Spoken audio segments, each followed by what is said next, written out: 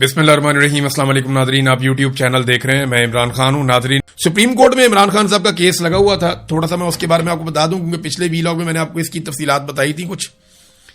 तो एक तो यह है कि इमरान खान को शिफा इंटरनेशनल अस्पताल मुंतकिल करने, फैमिली और जाती मुआलिज की रसाई में जो इस्लामाबाद हाई कोर्ट के फैसले के खिलाफ अपील में सुप्रीम कोर्ट ने आज ही इमरान खान की जानिब से वकालतनामा जमा कराने की हदायत जारी कर दी। साथ ही केस जल्द मुकर्रर करने की अजीज भंडारी की इस्तदा भी ऑर्डर में लिख दी कि ठीक है, हम जल्दी केस आपका सुन लेते हैं। जस्टिस मोहम्मद अली मजहर ने कहा कि अगर आप जल्दी केस लगवाना चाहते हैं तो जल्द समाअत की दरख्वास्त दायर कर सकते हैं, क्योंकि यह बेंच आइंदा हफ्ते दस्तयाब नहीं होगा। फिर सुप्रीम कोर्ट से जो खबर आई वो ये है कि इमरान खान की मुलाकातों पर पाबंदी के खिलाफ तौहीन अदालत की दरखास्तें सुप्रीम कोर्ट ने फ्रीकैन को नोटिस जारी कर दिए।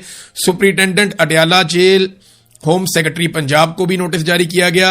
एडवोकेट जनरल इस्लामाबाद और पंजाब को भी नोटिस जारी किया गया। सुप्रीम कोर्ट ने फ्रीकैन से 3 हफ्तों में जवाब तलब किया है। 3 रुकनी बेंच ने इस केस की समाअत की है। और ये जो केस है, इसमें सलमान अकरम राजा साहब थे, बैरिस्टर अली जफर थे, अजीज भंडारी साहब थे और दीगर वकला वहां पे मौजूद थे। तो इन्होंने सुप्रीम कोर्ट ऑफ पाकिस्तान में इस केस पर काम किया। अब नाजरीन, मामला आ जाता है इस्लामाबाद हाई कोर्ट का। इस्लामाबाद हाई कोर्ट में भी अजीबोगरीब सिचुएशन पैदा हो गई है।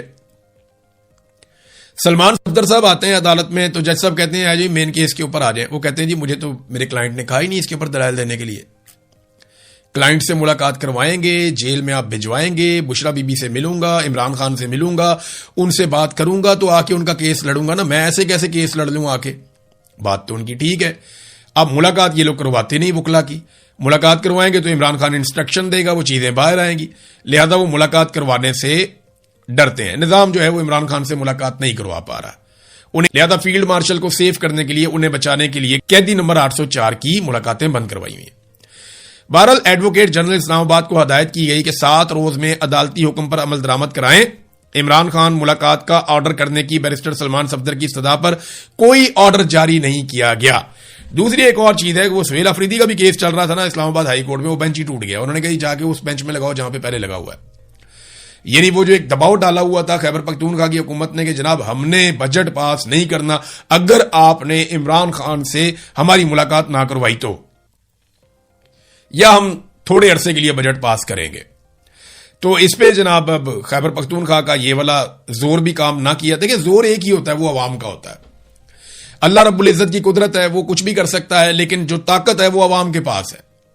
आप अगर अवाम को इकट्ठा नहीं कर सकते तो आप जो मर्जी पैंतरा चला लें, आप नहीं पाएंगे, आप नहीं कर पाएंगे। पाकिस्तान तहरीक इंसाफ के पास ये मौका था, खास तौर पे जो खैबर पख्तूनख्वा के अंदर पाकिस्तान तहरीक इंसाफ की क़यादत है, उनके पास मौका था कि वो नौजवानों को इकट्ठा करते, मोबिलाइज करते, चैनलाइज करते और लेकर आते, लेकिन उन्होंने ऐसा नहीं किया।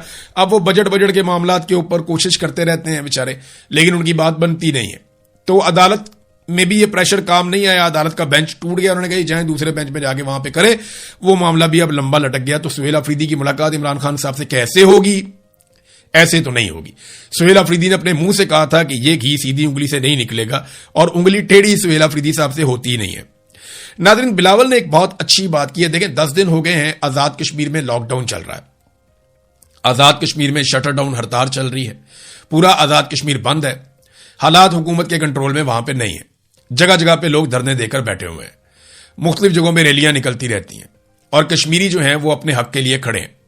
बिलावल ने एक बड़ी अच्छी बात की। मैं चाहूंगा जहां पे अच्छी बात हो उसको अप्रिशिएट करना चाहिए। बिलावल ने कहा जी कि मुहाजिर नशिस्तें जो हैं इनको मखसूस नशिस्तों में बदल दिया जाए।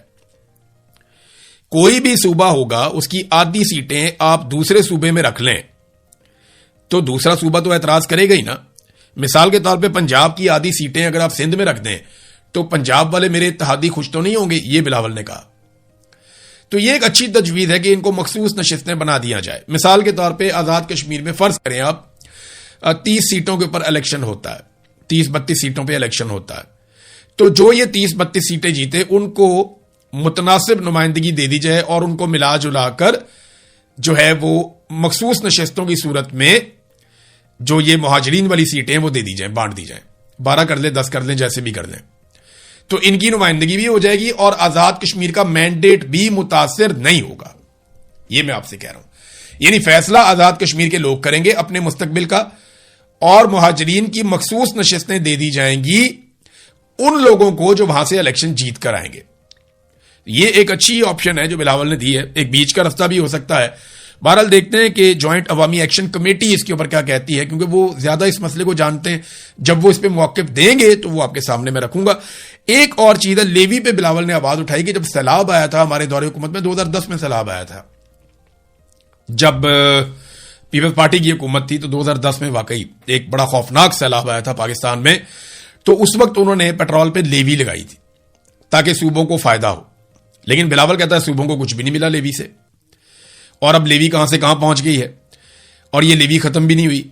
तो बिलावल साहब अभी कुछ अर्सा पहले आप ही की जमात ने सपोर्ट किया इस हुकूमत को, इस हवाले से इनको कानूनी रास्ता बनाकर दिया कि वो जितनी चाहें लेवी लगाएं, आप इसके लिए बराबर के जिम्मेदार हैं।